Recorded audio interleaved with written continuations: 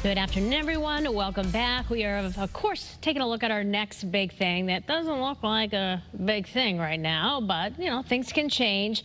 The system that we're monitoring is going to impact us potentially Friday night, but it looks like another near miss, kind of like what we experienced this morning. A few little, flurries we had this morning to the south. We could see a few rain showers to the south on Friday night. Let's kind of just show you some of the models, what they're showing.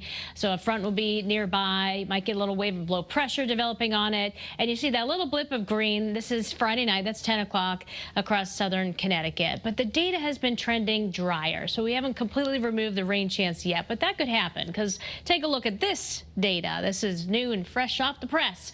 This is 8 p.m. It has, mainly clear conditions.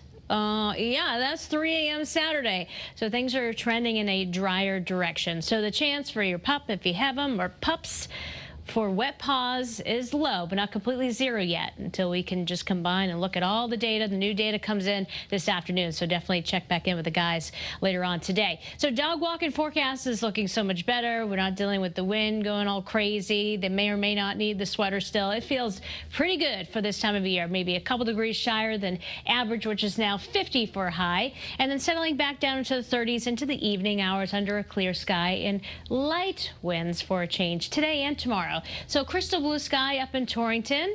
And what we're going to be tracking today, these temperatures hanging out in the 40s. We'll have a slightly milder air to the south just because that flow is off the land instead of, the water. At times it can be a little bit cooler. And as we take a look at the wind speed, this is clutch, right? We finally deserve a day where things aren't going crazy outside.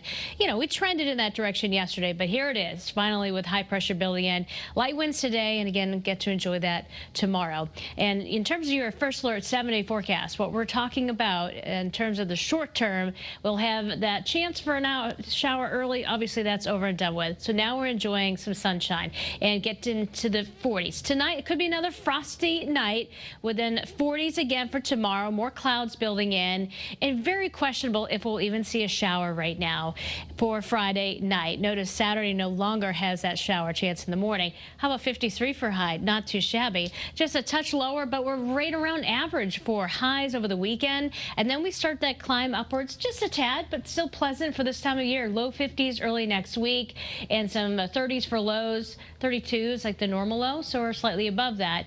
So again, things are fairly quiet. There's a look at the shoreline temperatures. Now, as we go kind of beyond the 7-day, of course, we're trying to plan ahead. Wednesday, as of right now, next Wednesday, there's indication we could see some rain. So this could impact the biggest travel day of the year.